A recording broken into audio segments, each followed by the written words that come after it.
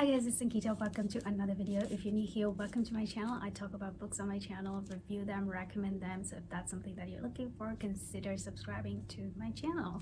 So today I am reviewing Jericho's Dead by William Hussey. This is the second book in the Scott Jericho series. I have reviewed the first book on my channel. The first book is Killing Jericho and also has a stunning cover. I must say this one also has a really beautiful cover. This author is just blessed with excellent covers. I'm not a big fan of the paperback for the first book, but the hardcover is really stunning. And yeah, I love this one as well. Well, as it always is with detective fiction, as you read more books in the series, it gets better, and this one is 100 times better than the first one. I absolutely enjoyed the first one. But if you haven't read any of the books, I would recommend watching the other video where I review Killing Jericho. Anyway, let's jump into the review of this one. Like I said, I liked it so much better than the previous one, and one of the reasons is that this one is set on Halloween night, and it's about mystics and haunted house and mediums and tarot cards and all these like mysterious things, mysterious dark things.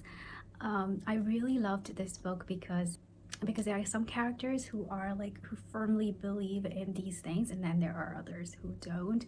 And on top of that, it's a murder mystery, so there's a murderer to catch in this one. And we know Scott Jericho used to be a detective, but he has anger management issues, so he beats up one of the prime suspects in a murder case, and Scott Jericho ends up going to jail, and he is kicked off of the out of law enforcement. But he innately is a detective. He loves solving these puzzles and it gets him going. He's like an investigation junkie, if I might say so. He absolutely loves it, and a murder takes place on the fairgrounds. So Scott Jericho's family is the fairgrounds people, you know, the traveling fairs. So those people, that's where Scott Jericho was born, and he is back with them. And one night, someone he's really close to is murdered, and Jericho absolutely has to solve that mystery on his own for personal reasons, as well as because he just cannot sit still.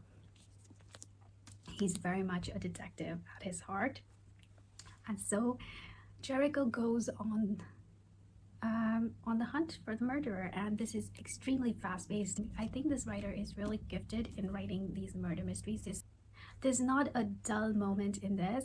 One of the things that I really appreciate in his books is that he sums up everything that has happened so far quite often, and at times, and it does not seem very repetitive. Instead, it kind of helps you stay on track of, okay, where are we now, you know, in the investigation. And I absolutely love it and appreciate it. I